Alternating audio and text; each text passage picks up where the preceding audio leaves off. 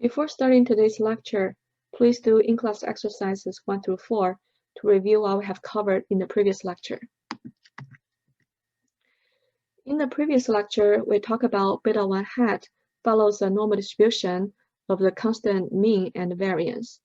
The mean is equal to the true population beta 1, and the constant variance is defined in this formula. We don't have to calculate the variance of estimated beta 1 hat by hand. This measure will be computed in R for you. The standard error of estimated beta 1 is the square root of the constant variance. Knowing the distribution of beta 1 hat allows us to make inferences about the true beta 1 in the population sample after accounting for the uncertainty of our estimates. How do you know whether beta 1 hat is equal to the true beta 1? We can test hypotheses concerning beta 1. In step 1, we define the null hypothesis. And in step 2, we compute what is the t-statistic corresponding to our estimated beta 1 hat. And in step 3, we compute the p-value corresponding to the t-statistic we computed in step 2. Specifically, step 1 involves formulating your hypothesis carefully. In the null hypothesis, you will always state that your true beta 1 is equal to a hypothesized value. The alternative hypothesis is the competing hypothesis to the null that incorporates all the other scenarios. When you state in the alternative hypothesis that your true beta 1 is not equal to a hypothesized value, then it implies that you're using a two-sided test to test this set of hypotheses. The distribution of beta 1 is approximately normal with a constant mean that equals to the true beta 1 and a constant variance given by this formula. The standard error of beta 1 hat is the square root of the variance. In step 2, you will calculate the t-statistics. T-statistics is an important metric used in the hypothesis tests. Let's take a closer look at how t is defined and how we can use t's to make inferences. Now let's go over a few important concepts behind hypothesis testing. One of the most important metrics is t-stat. T-stat is measured as beta 1 hat minus beta 1 naught divided by the standard error of beta 1 hat. Beta 1 hat is essentially the estimator or the estimated slope of the regression. And beta 1 naught is the true beta 1 or the hypothesized value. You can think of the hypothesized value as what is the true mean for beta 1. SCE is just the standard error or standard deviation of the estimated beta 1 hat. One thing about t-stat or t-statistic is as the sample size n increases, especially when n is greater than 30, then the distribution of the t-stats is asymptotically converging to a standard normal distribution.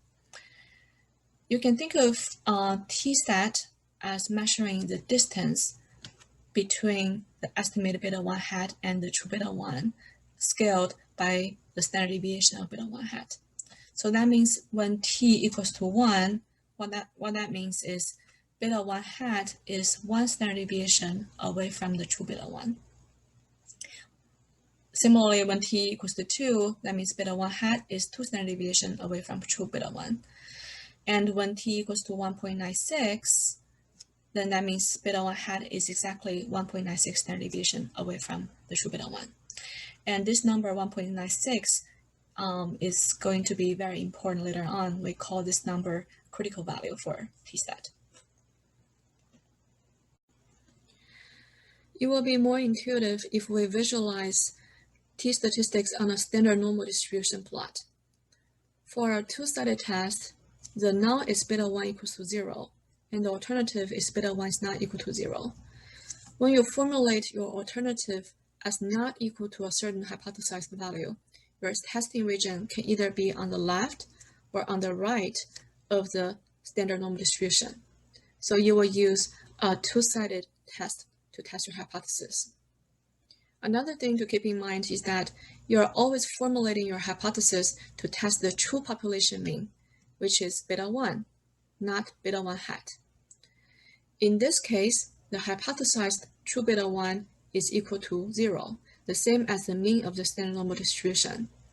The area underneath the bell-shaped curve measures the probability corresponding to different locations of the estimated beta 1. For example, if the estimated beta 1 falls into this area shaded in purple, which corresponds to 1 standard deviation away from the mean, the probability is 68%. If the estimated beta 1 falls into this region shaded in black, corresponding to the area 1.96 standard deviation away from the mean, then the probability of this shaded region is 95%. 1 standard deviation away from the mean can be translated to t equals to 1, and the 1.96 standard deviation away from the mean can be translated to t equals to 1.96. 1.96 is also known as the critical value for t, because we're frequently using 1.96 to compare with other values for t in order to make an informed decision on whether our null hypothesis is true. The shaded area bounded by the critical values of 1.96 is 95% of the total area underneath the curve. This means we're confident that the estimated beta 1 hat will fall into this shaded region 95% of the time. In other words, the probability that beta 1 is 0 is true is 95% accurate.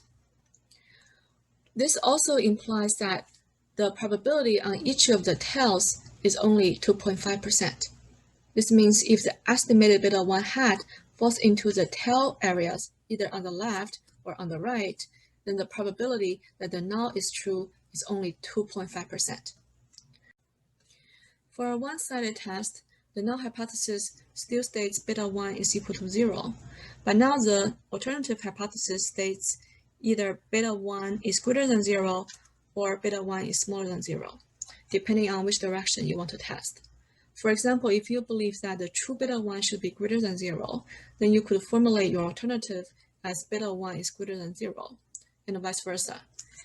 If you state in the alternative that beta 1 is greater than 0, then you have to use a right-tailed test, since the region where the estimated beta 1 hat will fall is likely to be in the right side of the bell curve. If you state in the alternative that beta 1 is smaller than 0, then you have to use a left-tailed test, because the region where the estimated beta 1 hat will fall is likely to be in the left side of the bell curve. Now let's talk about p-value. P-value, denoted as the Greek letter alpha, is the tail probability corresponding to a critical value t. For a two-sided test, p-value is computed as 2 times phi, where phi is the tail probability corresponding to a critical value for t at one side of the bell curve.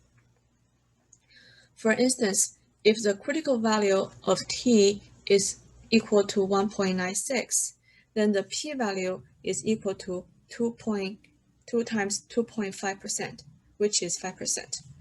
For a one-sided test, p-value is the same as phi, as there is only one tail in the test. Once we know how to compute the t-statistics and the p-value, we can use them to make conclusions for hypothesis tests.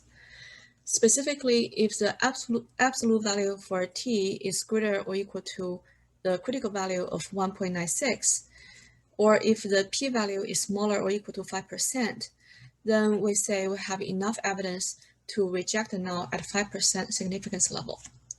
On the other hand, if the absolute value for t is smaller than the critical value of 1.96, or if the p-value is greater than 5%, then we say we don't have enough evidence to reject the null at a 5% significance level.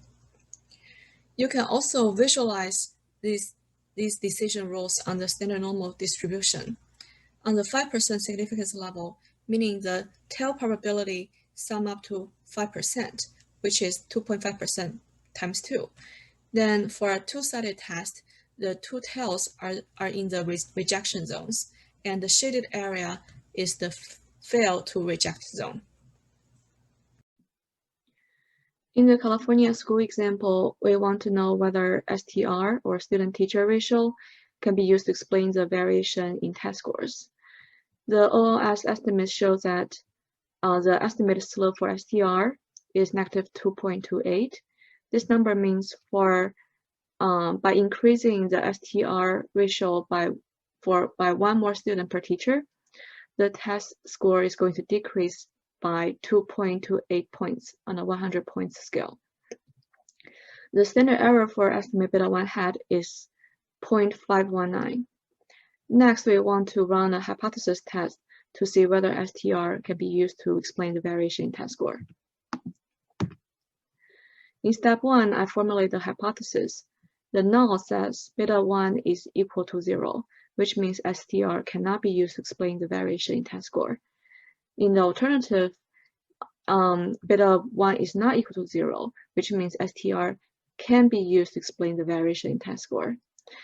The distribution of beta 1 hat is assumed to be normal, and the standard error for beta 1 hat is computed by R.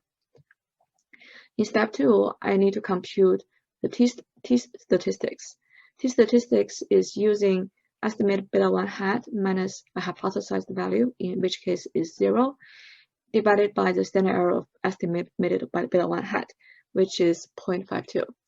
T is computed to be negative 4.38. And because the absolute value for T is much greater than 1.96, the critical value, and therefore we conclude that we have strong evidence to reject the null at a 5% significance level. In the wage and education example, we run this one-variate regression trying to see if education, which is approximated by the number of years in school, can be used to explain the variation in wages.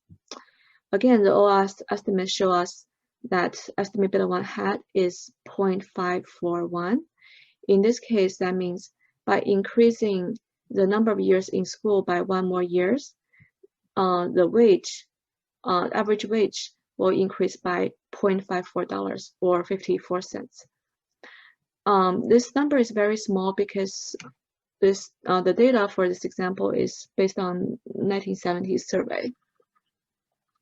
The next step, we will want to perform a hypothesis test to whether education can be used to explain the variation in wages.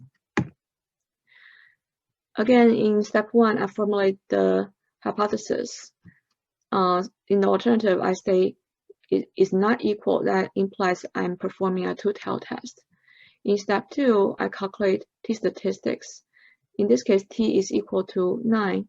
And because 9 is much greater than 1.96, and therefore we conclude we have strong evidence to reject the null at a 5% significance level.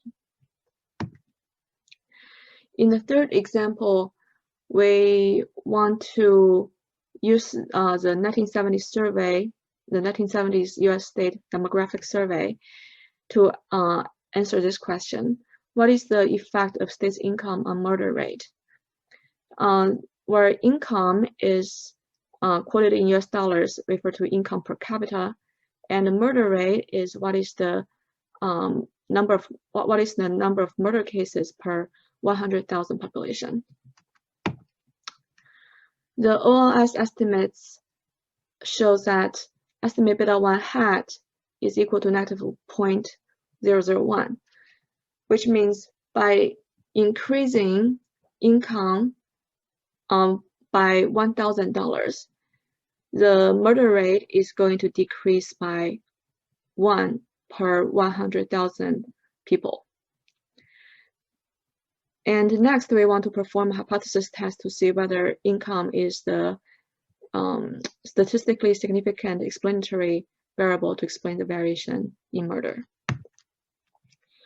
In step 1, I formulate the hypothesis. Again, as indicated by the alternative hypothesis, this is a two-tailed test. And step 2, I calculate t-statistics. In this case, t is equal to negative 1.